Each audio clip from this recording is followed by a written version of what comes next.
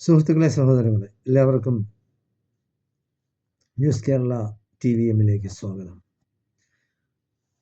എല്ലാവരെയും ഞെട്ടിക്കുന്ന, അത്ഭുതപ്പെടുത്തുന്ന, വളരെയധികം സങ്കടകരമായ ഒരു വാർത്തയുമായാണ് ഇന്ന് ഞാൻ എത്തിയിരിക്കുന്നത്. അതായത് പത്തനംതിട്ട ജില്ലയിലെ തിരുവല്ലയിൽ സ്പാ കേന്ദ്രം എന്ന് പറഞ്ഞാൽ അറിയാം, നിങ്ങൾക്കെല്ലാം അറിയാമായിരിക്കും, ചിലർക്ക് അറിഞ്ഞുകൂടാത്തതുകൊണ്ട് വിശദമാക്കുകയാണ്. അതായത് പിന്നെ സ്ത്രീകളെ മസാജ് ചെയ്യും, അവരുടെ ബ്യൂട്ടി പരിപാടികളും ബ്യൂട്ടി പാർലറുമായിട്ട് ബന്ധപ്പെട്ട ഒരു ഇതാണ് സ്പാ എന്നാണ് മൊത്തത്തിൽ ഇവിടെ അറിയപ്പെടുന്നത്. ആ കേന്ദ്രത്തിലേക്ക് കാപ്പ ചുമത്തിയിട്ടുള്ള ഒരു ഗുണ്ട നേതാവിൻ്റെ നേതൃത്വത്തിൽ 6 പേർ കടന്നു ചെല്ലുന്നു. അവർ പല പ്രാവശ്യമായി ഗുണ്ടാപ്പിരിവ് ആവശ്യപ്പെട്ടിട്ടുണ്ട്. അവിടെ 50,000 രൂപയാണ് അവർ ഗുണ്ടാപ്പിരിവായിട്ട് ആവശ്യപ്പെട്ടിരുന്നത്. അപ്പോൾ പൈസ കൊടുക്കാതെ വന്നതുകൊണ്ട് അവർ ആ സ്പാ കേന്ദ്രത്തിലേക്ക് അതിക്രമിച്ച് കയറുകയാണ്. അതിക്രമിച്ച് കയറി പൈസ കൊടുക്കാത്തതിൻ്റെ പേരിൽ അവിടെയുള്ള ജീവനക്കാരിയെ കൂട്ടബലാത്സംഗം ചെയ്യുകയാണ്. ആരാണ്? സുബിൻ അലക്സാണ്ടർ എന്ന് പറഞ്ഞാൽ കാപ്പ കേസിലെ പ്രതിയാണ്.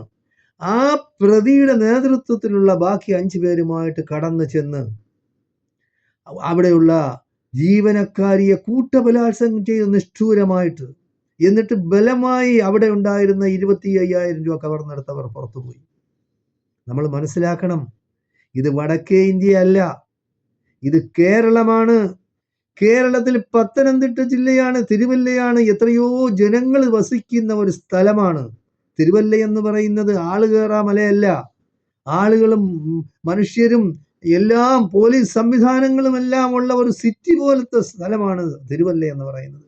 അവിടെ ഇത്ര പെട്ടെന്ന് ഇവർക്ക് ഇങ്ങനെ ഒരു ക്രൂരകൃത്യം ചെയ്യാൻ കഴിഞ്ഞു എന്നുള്ളത് നമ്മളെല്ലാം കേരളീയരെ ലജ്ജിപ്പിക്കുന്ന ഒരു കാര്യമാണ്.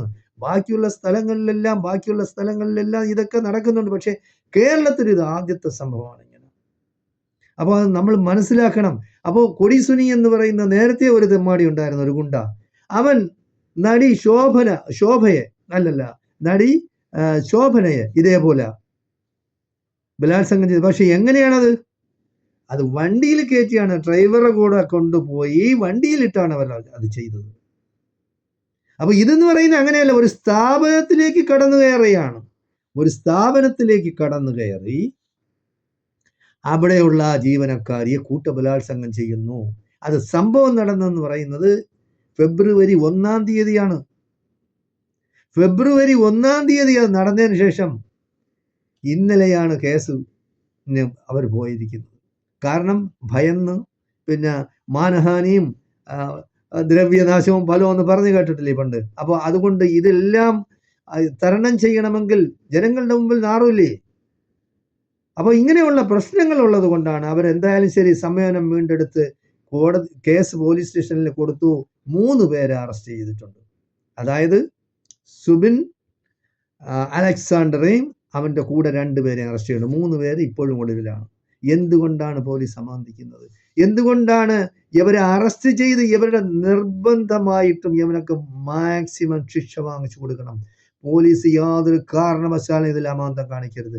പോലീസായിരുന്നാലും ശരി, രാഷ്ട്രീയ പാർട്ടികളായിരുന്നാലും ശരി, ഒരുപക്ഷെ ഇടപെട്ട് പൈസയും കൈക്കൂലിയും അതും ഇതുമൊക്കെ അവിടെയും ഇവിടെയും ഒക്കെ ചെലവാക്കി ചിലപ്പോൾ കേസ് ഇല്ലാതാക്കി കളയും. അപ്പോൾ അതിനെതിരെ കേരളത്തിലെ എല്ലാ ജനാധിപത്യ മതേതരത്വ വിശ്വാസികളും ഇതിനെതിരെ ശബ്ദമുയർത്തണം. കേരളത്തിലെ എല്ലാ രാഷ്ട്രീയ പാർട്ടികളും ഇതിനെ അപലപിക്കണം. കേരളത്തിലെ എല്ലാ മത നേതാക്കളും ഇതിനെ അപലപിക്കണം. കാരണം ഇങ്ങനെ ഒരു സംഭവം ഇനി കേരളത്തിൽ നടക്കാൻ പാടില്ല. ഇതൊക്കെ എന്ന് പറഞ്ഞാൽ സ്ത്രീകൾ സുരക്ഷിതരാണ്. സ്ത്രീകൾക്ക് വേണ്ടി എന്തൊക്കെയോ ഇവിടുത്തെ സർക്കാരുകൾ ചെയ്യുന്നുണ്ട്. എന്താണ് ചെയ്യുന്നത്? അവരിപ്പോഴും അബലകളാണ്.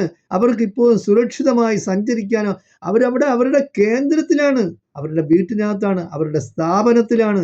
അവിടെ പോലും അവർ സുരക്ഷിതരല്ല എന്ന് വന്നാൽ നമ്മളെ ഈ നാട് പോകുന്ന പോക്ക് കണ്ട് നമുക്ക് എന്താണ് പറയാൻ കഴിയുക? നമ്മുടെ കേരളത്തിലൊക്കെ ഇത് സംഭവിക്കുക എന്ന് പറഞ്ഞാൽ യാതൊരു കാരണവശാലും സ്വപ്നത്തിൽ പോലും നമുക്ക് ചിന്തിക്കാൻ കഴിയുന്ന കാര്യങ്ങളല്ല. എന്തായാലും ശരി, ഇവനെല്ലാം ചെയ്യേണ്ടതെന്ന് പറയുന്നത്, ഇപ്പോൾ അവരെ റിമാൻഡ് ചെയ്തിട്ടുണ്ട്.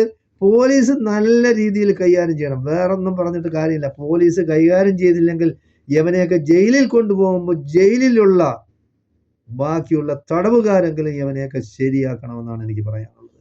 ഇങ്ങനെയുള്ള ഒരു സംഭവം ഇനി കേരളത്തിൽ നടക്കാൻ പാടില്ല. ഇവന്റെയൊക്കെ കയ്യോ കാലോ പിടിച്ച് തിരിച്ച് അതൊന്നും അനങ്ങാൻ വയ്യാത്ത അവസ്ഥയിലാക്കണം.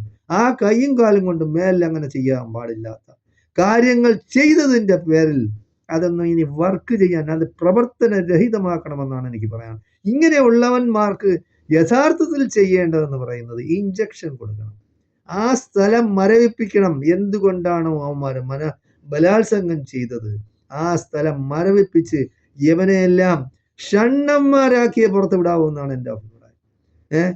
എന്തായാലും ശരി, ഇങ്ങനെയുള്ള സംഭവങ്ങൾ ആവർത്തിക്കാതിരിക്കാൻ വേണ്ടി എല്ലാ ജനങ്ങളും സഹകരിക്കും. കാര്യം ഒരു സിറ്റിക്കകത്ത് ഇങ്ങനെയൊക്കെ ഒരു സംഭവം നടന്നിട്ട് അവനെല്ലാം ജനങ്ങൾ കൈകാര്യം ചെയ്തില്ല എന്ന് പറഞ്ഞ 6 പേരെന്ന് പറഞ്ഞ എന്താണ്? അവിടെ ആണുങ്ങൾ ആരും ഇല്ലാതായി പോയ ഒരു സ്ഥലമായി പോയല്ലോ ഈ തിരുവല്ല എന്ന് പറയുന്ന സ്ഥലം.